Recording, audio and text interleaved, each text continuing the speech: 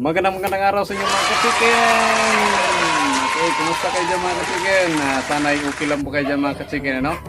Welcome back dito sa ating channel mga ka-chicken. Ayan, nakita nyo sa likod ko. Ito po yung ating mga Rhode Island Red. Ayan. Yan sila, no? At ngayon mga ka-chicken, sa video natin na ito, papakita ko sa inyo mga ka-chicken. May gagawin naman tayo dito sa ating manukal, no? Magbabakuna tayo ngayon ng fowlpox vaccine. Hindi pa nakaalam mga ka-chicken, no? Yung fowlpox vaccine mga ka-chicken ay ito yung bakuna na para ma-prevent natin yung mga fowlpox na sakit na dadapo, na posibleng dadapo dito sa ating manukan. Ito po yung yung nakita yung sa mga manok natin, yung tinatawag din na iba na bulutong, yung sa mukha ng manok na may naglabasan. At yung isang delikado diyan, yung internal na fowlpox, yung tutubo dito sa ngala-ngala nila, ito sa ilalim ng bibig. Yan po, madaling mamatay yung manok natin diyan kasi hindi nila makakain, mahirapan na sila, magbabara yung loob nila, no? Pero yung bulutong sa labas, pwede pa natin magamot din yan. Pero maganda talaga, maiwasan natin na hindi sila madapuan yan. Ang fowlpox mga ka-chicken na sakit ay isang sanhi dyan ay yung mga lamok, o yung mga nakakagat ng lamok, yung ating mga manok. Yan po nagsisimula na magkakaroon ng fowlpox. Kaya para ma-prevent natin yan, kailangan po mga chicken na magbakuna tayo. Magbakuna ko ngayon ng fowlpox vaccine. Ayan, ngayon hapon na start ko ngayon magbakuna dito, yung pagkagat ng dilim. Mas maganda mga ka-chicken yung pagbakuna natin madaling araw o kaya gabi. Dyan sa time na yan mga ka-chicken kasi nagpapahinga na yung ating mga manok. At saka pangalawa din po ay lalo na yung stable na sila. Nagpapahinga na sila, madali na silang hulihin. Hindi na sila magalaw, kaya ayan. Kaya ngayon mga ka-chicken, tara, simulan natin. Prepare ko pa yung bakuna natin. Tara.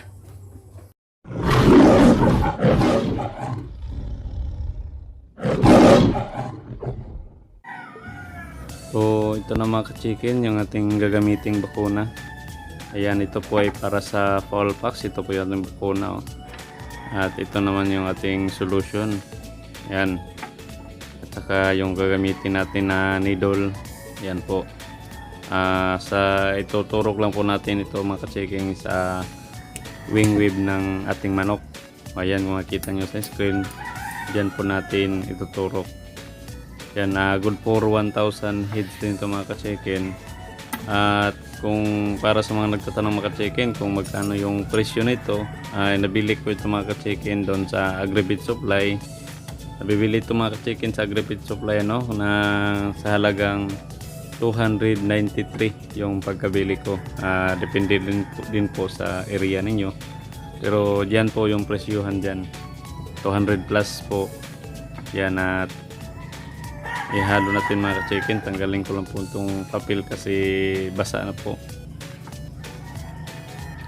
Kasi inano natin sa yelo kanina. Pinaban.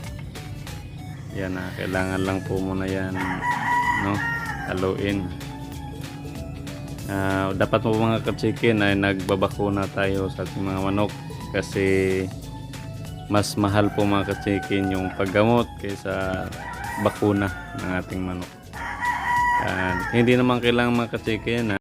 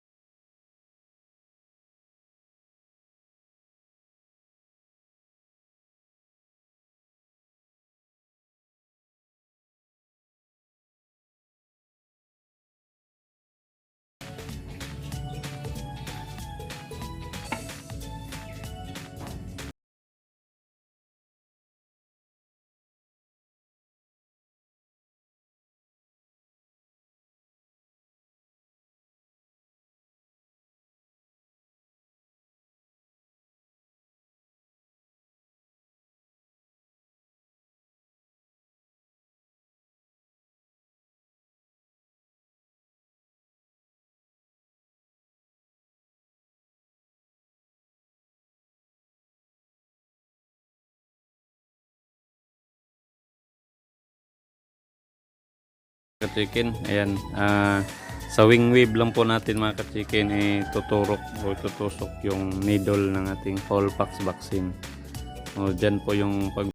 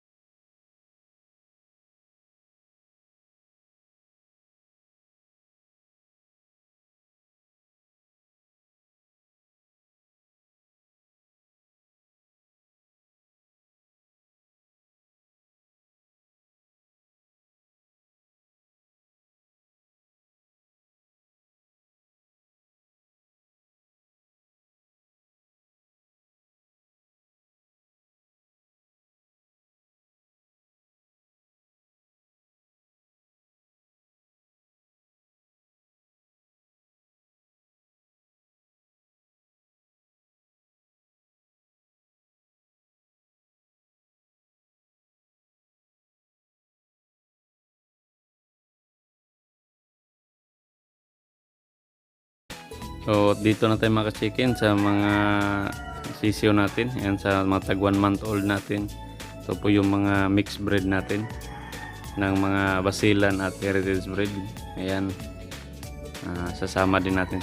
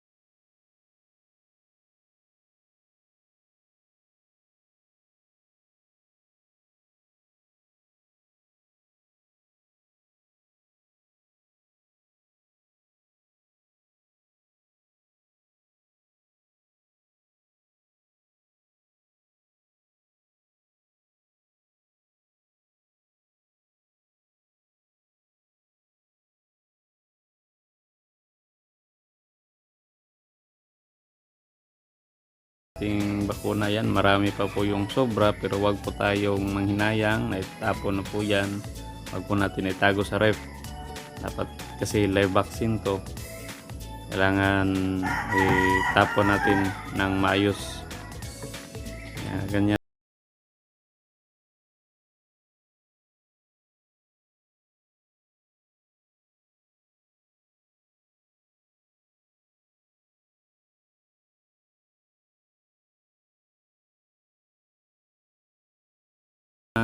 Yung mga ginamit natin, yan, para patay talaga yung bakuna natin.